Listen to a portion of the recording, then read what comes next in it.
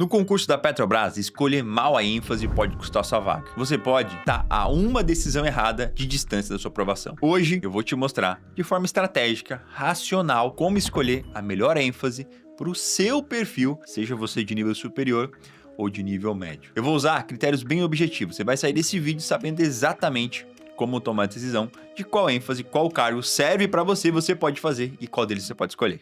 Se você ainda não me conhece, eu sou o William Rabelo, engenheiro aprovado em concurso público, especialista na preparação para a Petrobras. E aqui no canal eu te mostro o caminho estratégico para aumentar as chances suas de aprovação nesse concurso. E aí, se esse tipo de conteúdo te ajuda, já se inscreve no canal, deixa o like, porque isso faz o YouTube entregar esse vídeo aqui para mais gente e entra também no grupo de estudos gratuito no WhatsApp, que eu deixo aqui embaixo na descrição. Lá eu envio vários materiais de estudo para você, cronograma e atualizações também, em primeira mão. Agora presta atenção, porque esse vídeo aqui não é para quem quer escolher a ênfase mais famosa, é para quem quer escolher a mais estratégica para si. Escolher a ênfase correta no concurso da Petrobras não é simples, principalmente porque algumas formações permitem várias opções. Algumas têm mais vagas, algumas têm pouca concorrência, algumas têm mais chance de embarque, algumas têm mais conteúdos complementares diferentes também. E a maioria das pessoas escolhe errado por um único motivo: não analisa os critérios na ordem correta.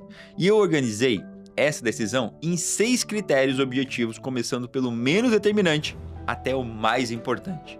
Se você entender essa hierarquia, você vai me agradecer por não escolher a ênfase no impulso. Nos próximos minutos, então, eu vou destrinchar requisitos, número de vagas, equivalência com a Transpetro, concorrência real, atividades e embarque e o mais importante, a prova. Se você realmente quer passar, fica até o final.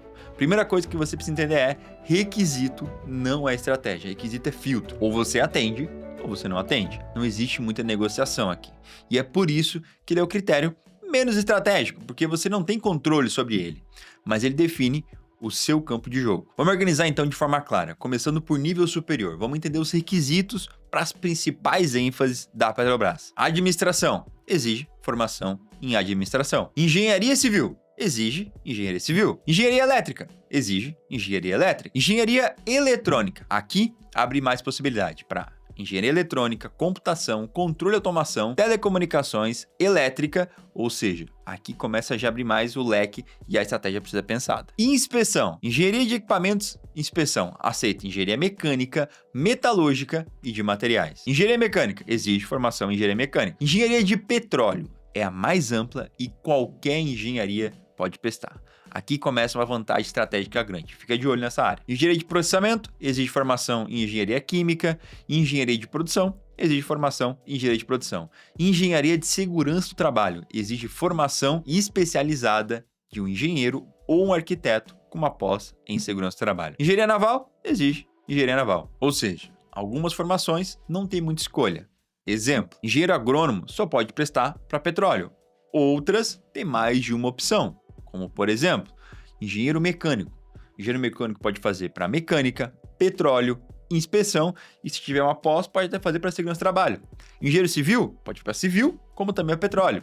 E é aqui que a estratégia começa. Mas vamos falar agora de nível técnico, aqui as possibilidades começam a aumentar. Então agora presta bastante atenção, porque nível técnico, na área de nível médio, as possibilidades aumentam bastante. Em inspeção, a ênfase número 2 do último edital aceita eletroeletrônica, eletromecânica, eletrônica, eletrotécnica, mecânica, metalurgia, metrologia, química e soldagem. É uma das ênfases mais amplas. Manutenção elétrica exige a formação de curso técnico em eletrotécnica, eletroeletrônica e eletromecânica.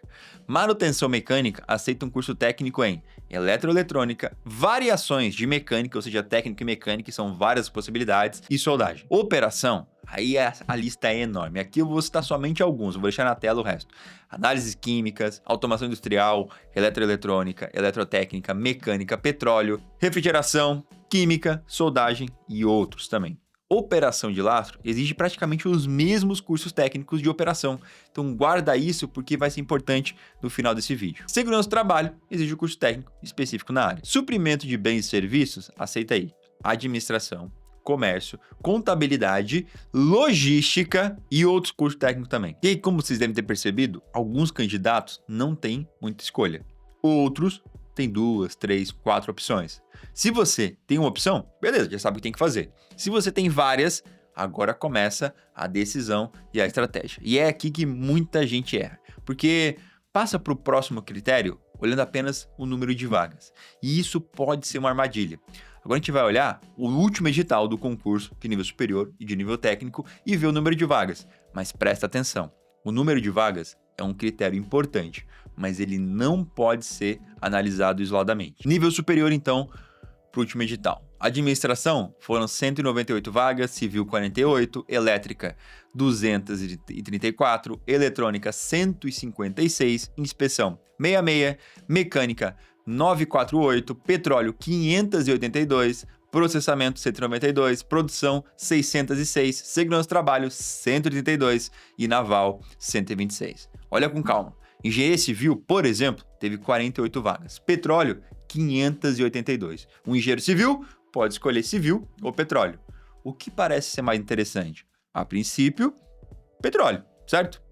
Vamos ver então de nível técnico. O último edital trouxe vagas para inspeção, 288, manutenção elétrica, 448, mecânica, 624, operação, 2.032 vagas. Operação de lastro, 128, segurança do trabalho, 728, suprimento de bens e serviços, 808 vagas. Agora vem o exemplo mais clássico. Operação de lastro exige os mesmos cursos técnicos de operação, mas teve 128 vagas. Operação teve mais de 2.000 vagas. Isso muda a sua decisão? Talvez sim, talvez não. Depende também do seu objetivo. O número de vagas sozinho não decide nada. Ele apenas aumenta ou reduz sua probabilidade matemática. Mas a gente ainda não está falando dos principais critérios. Agora começa a parte que quase ninguém analisa: a equivalência com a Transpetro. Pouca gente considera isso, mas deveria. É um fator importante se você quer entrar no sistema Petrobras. Petrobras e Transpetro pagam o mesmo salário, tem praticamente a mesma carreira. Então, se você quer entrar no sistema, vale olhar a equivalência para a Transpetro. Algumas ênfases possuem a mesma equivalência direta com os cargos da Transpetro, e isso significa que você pode estudar para os dois concursos, aumentando suas chances aí de ser aprovado. Então, vamos lá, quem tem essa equivalência? Praticamente todas as áreas, manutenção mecânica, tem equivalência para Transpetro, manutenção elétrica tem equivalência, engenharia mecânica tem equivalência, engenharia elétrica tem a mesma equivalência. Operação na Petrobras é chamada de dutos e terminais na Transpetro, mas tem equivalência.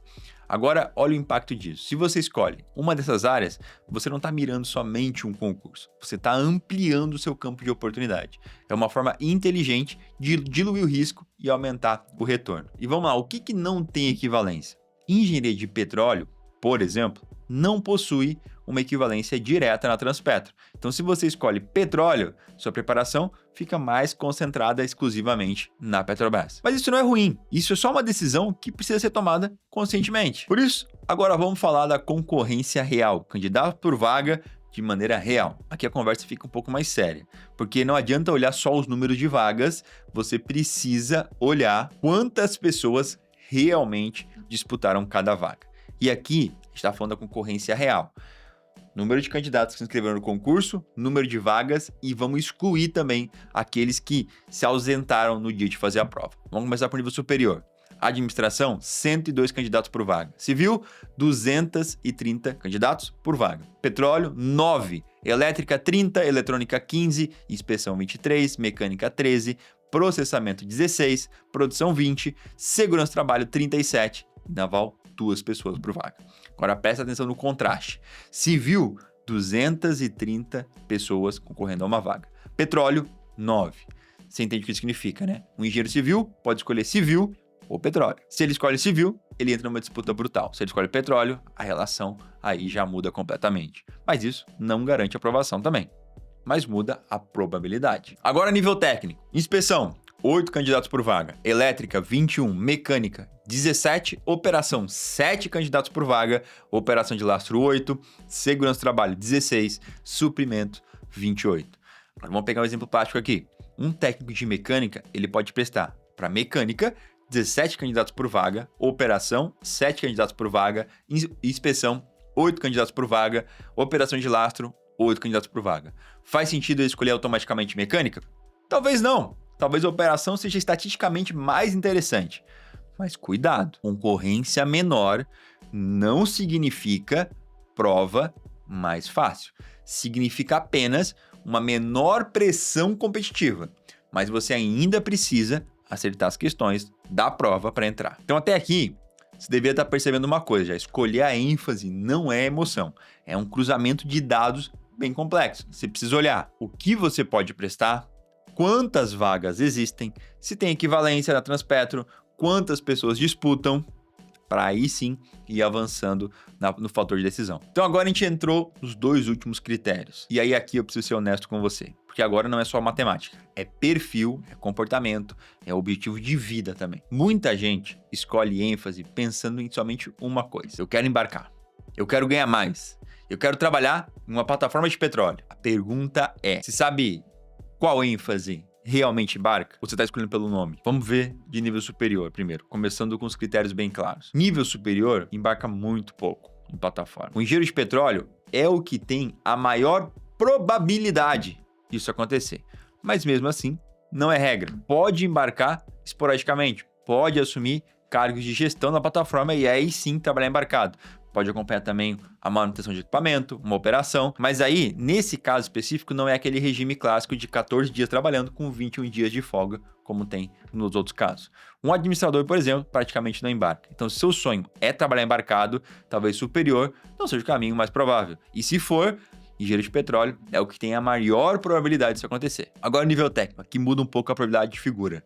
Presta atenção, porque aqui entra uma estratégia comportamental também. Operação, vamos pôr em números reais aí. Talvez de 20% a 40% das pessoas que entram em operação têm possibilidade de embarcar. Mecânica e elétrica, manutenção, 10% a 20%. Inspeção, aproximadamente talvez 10% a 20%. Segurança do trabalho, algo próximo a isso, 10%, 15%, 20%. Suprimento, aí a probabilidade é um pouco mais baixa. Agora olha isso. Operação de lastro, eu diria que tem aí 95%, 97% de chance de embarcar.